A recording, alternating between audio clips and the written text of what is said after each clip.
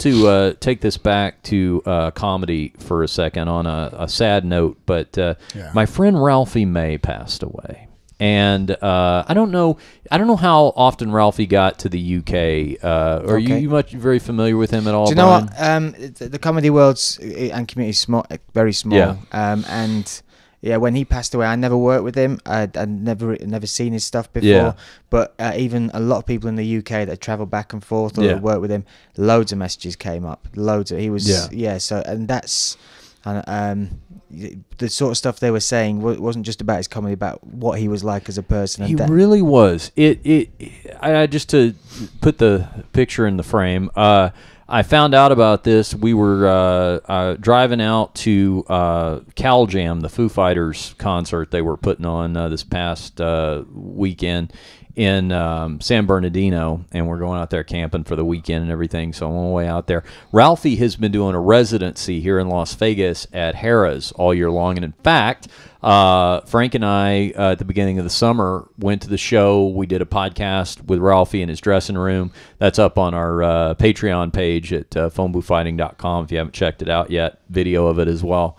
And I was really happy about that because I always like it when I can introduce a really good friend of mine to another really good friend of mine, and Frank was a fan of his. When we found out I knew him, that, he's like, oh, I love his comedy stuff. So I was really excited that we got a chance to do that, and it didn't disappoint. I mean, I could tell you hit it off and everything. And very smart guy, well thought out of things. And I had known Ralphie. I was thinking about this after the news. Like, I probably known him better part of 15 years. And the way that I met him was interesting. I was not yet working in stand-up comedy. I was in radio. And I was in Dallas, and I normally did a nighttime show, talk radio show. But this particular week, I was filling in for the morning guy. And I don't know if you have this horror in the UK, but over here, the Wacky Morning Zoo radio guys. Yeah. Hey, I'm this guy, wacky guy. Good morning. Good morning. Headed out to work. Hump day Wednesday for you. We're going to have traffic coming up. Traffic and weather. That whole awful sound of, goofy sound effects. Yeah, we got them. We got them. I'm not that guy. And so the program director, the boss, was like already on my ass about like, don't get on there and just do your whole pontificating, like, calm guy talk. Like, really wake them up, get them ready to go to work, So I'm already thinking this is going to be rough. Anyway, Ralphie was booked as a guest, and I didn't know him. It's just that a lot of the comics, would come in and do radio. So whatever comic was at our local improv would come in and do a radio spot. So he came in one morning, met him, had a great interview with him and everything, and we just started talking. And I said, yeah, I'm actually not the normal morning guy. I'm having to do this all week. And he said, he goes, that's good. He goes, well, do you want me to come back in? He's like, I'll co-host with you if you want. I was like, not that I don't want you to, sure, but I mean, you understand we're starting at 5:30 in the morning and the show lasts 4 hours. He's like, yeah, no problem, man. And so he was doing a whole week at the Improv, 2 shows a night, 3 shows a night on Friday and Saturday. And after, working until midnight the night before, comes back in the next day and just did the whole show with me. And he was great. I mean, I could instantly tell. I was like, oh, man, we could have a show, like if he wanted to get into radio or something, So we met that way. We got to be really good friends and, just countless experiences and interactions over the years. But he really got to be a good, close friend because in addition to being a super funny guy, he really was like one of the most genuine people I'd ever met in entertainment. And one thing that happens, and, I'm sure you guys have had this experience as well, but like in the world of entertainment, you make friendships, but a lot of times they're kind of acquaintances because everybody's so busy. Everybody's traveling, touring all the time, And so there are people that you check in with and you consider them friends, but it's not like you can hang out with them every week. And then there are a few that for whatever reason you just really get a close friendship with. And that was the case with him. And it really hit home once I found out he passed away because I was just like, this sucks. Like, this is heavy. And all those, thoughts and memories just come rushing back. And now, once I started working as a comedian, I gained a whole new appreciation for him, because he is a guy that I would go see 5-6 nights in a row when he was when he would come through town. And his show, first of all, his show was long. He would do a headlining set that would go 90 minutes at least.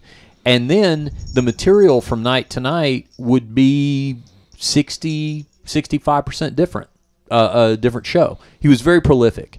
And he always said, he's like, I try to keep my ticket prices down, because he had a real working class crowd, like a blue collar crowd.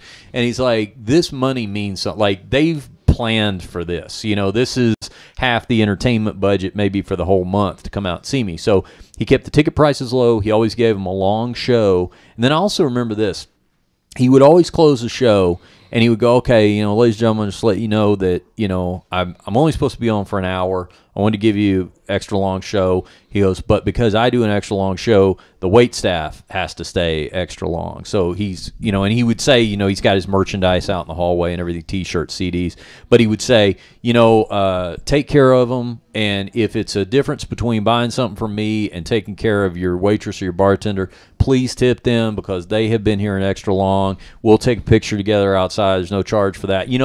Just kind of putting nice them touch. First. Nice touch. And he solid guy. Yeah, and that's how he could sell out. He had like fans that really connected with him on that level. Now, if you don't know Ralphie, you've never seen, he's a ton of Netflix specials and stuff like that, but all of Ralphie's life, he was morbidly obese. And when I say, Frank, when you and I saw him at the beginning of the summer, he might have weighed 400 pounds. No, I remember even looking at him and not even knowing somebody besides on camera, and he was your friend, and we're going there, almost a sense of concern.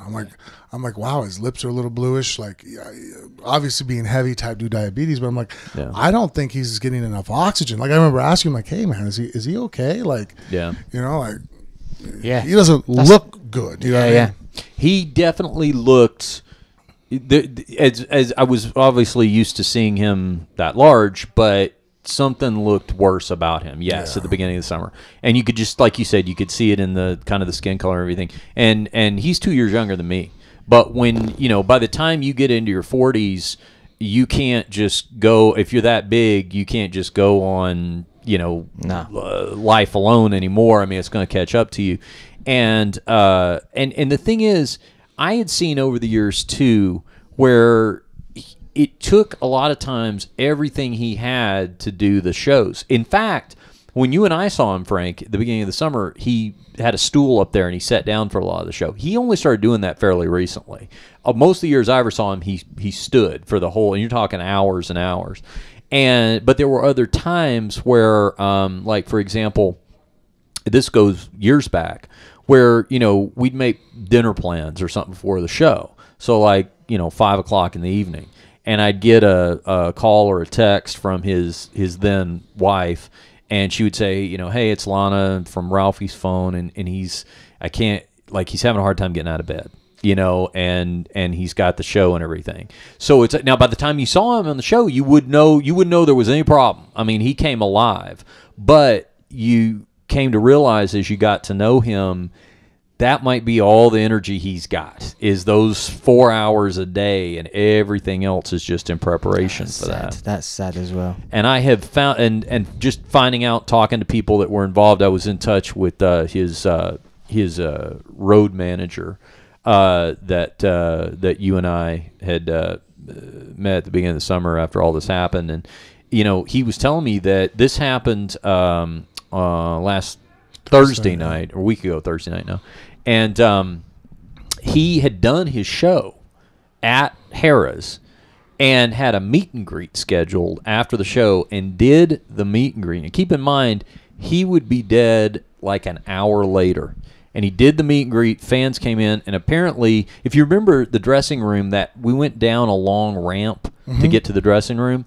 So I guess he was not able to even have the energy to get up that ramp. Well, and for people that don't know, wasn't he already suffered from pneumonia for the last 4 weeks? Yeah, he had been fighting pneumonia for. That's the thing when people look at him, and after meeting him and hearing more stories from Richard, it's like, oh, you see someone that heavy, Yeah. you think, oh, you're just a lazy fuck. I'm like, no, this guy actually works really hard. Yeah. He just obviously his appetite control and exercising on the side's not there.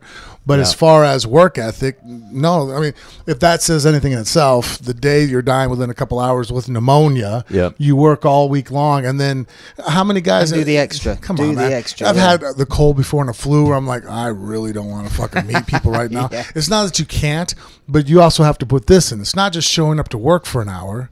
You guys know, now I have to turn on my personality. You're miserable, you don't feel good, but you still got to smile and be nice and be genuine to your fans. Some of those pictures have been posted online, too, of his final meet and greet, and he's smiling. He doesn't look good. Yeah, I mean, you can see he doesn't look healthy, but he's smiling, you know.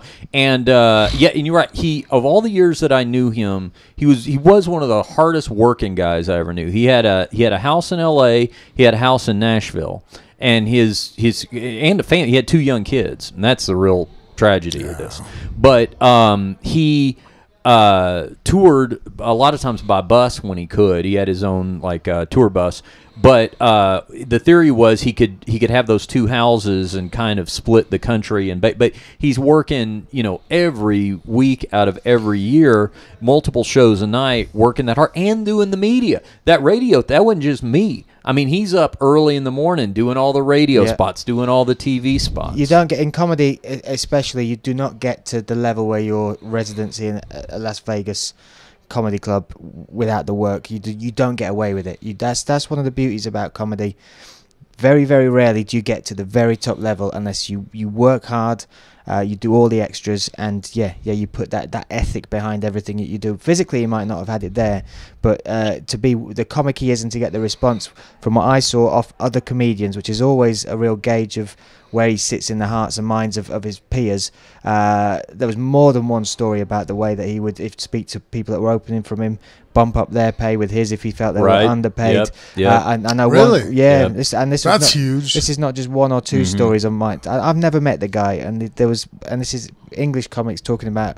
They might have worked with him once or twice, but he made the effort with another one. The first night he worked with him, and I wish I could remember the comedian's name, but first night he worked with him, the comedian, his shirt was old.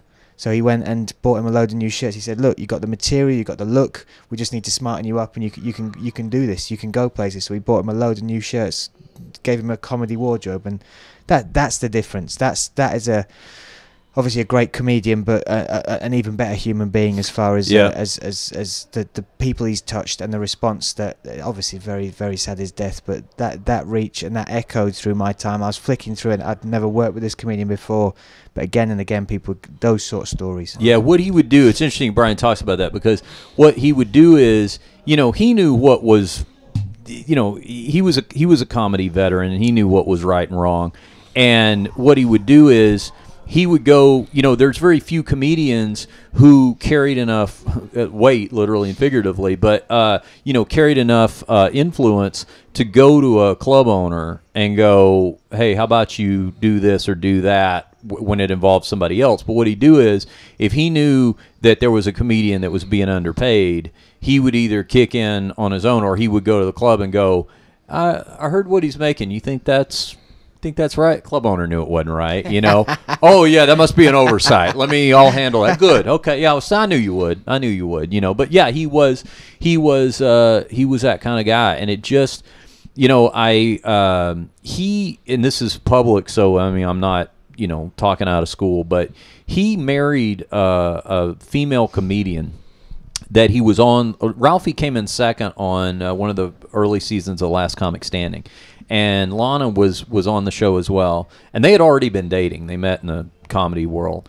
And they were together for a long time, and they had the 2 kids and everything, and they toured together. Have I seen his wife? No. They don't look like they should have been together. Yeah, I'm just putting it out there now. He'd laugh too. He'd tell you. He married up. Yeah, he does. Yeah. I remember a couple skits he did where I'm looking like, that's not really his wife. Yeah. I click on them like, good for him, this motherfucker. Yeah, and so they had split up in the last couple of years. They were going through and this was all, like I said, publicly documented, but they were going through a pretty nasty divorce battle and all that sort of thing. And I think that really had a huge effect on him, too. He and I had kind of talked about that once he had moved out here to Vegas for the residency because of the 2 young kids and all that kind of stuff. And it just, and that kind of stress, that will physically affect a healthy person, let alone somebody who's already got health issues. And wow.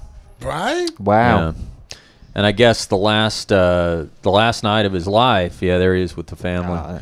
The last night of his life, he was staying at Gabe Lopez, that was the opener that we met, and they'd finished the show, and it's about midnight or where he finishes up the meet and greet, and they went through a drive-through, got some food. He went back to the house and went back to his room, and they didn't bother him till like 1 in the afternoon the next day, because he typically would sleep until noon or so, and said when they found him, it looked like he had just been sitting on the edge of the bed and just had a massive heart attack and died, just fell over on his side. That's sad. And that was it. 45 years old. Well, the strain that his body had on him for that long, for the weight, and then that lifestyle. I mean, and he had the pneumonia. Then the fact that his own work ethic. Yeah. Had he probably taken a week off from work and just stayed at the hospital or did whatever it took to cure that.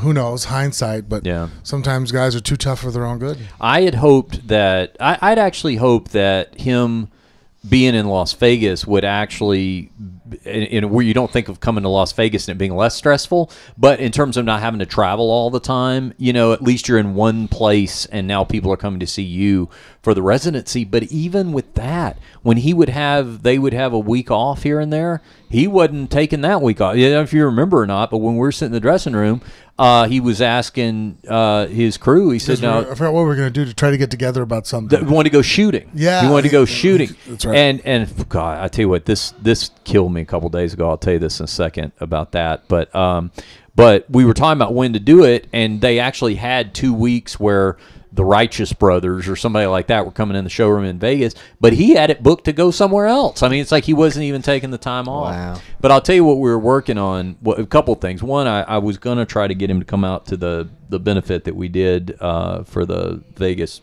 shooting victims.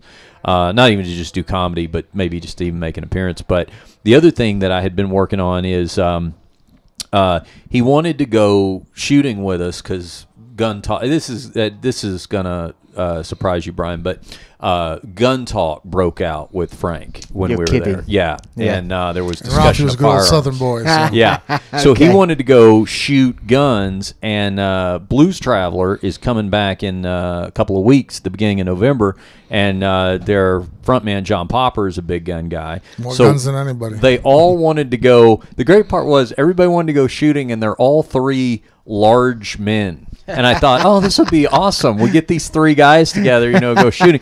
So I actually had a legal pad where I've just had scribbled some notes and about upcoming guests we're going for and stuff like that. And damned if just a couple of days ago I didn't just flip to it because I'm ready to, mark off other stuff, and his name's right there. I'm like, God damn it. Ouch.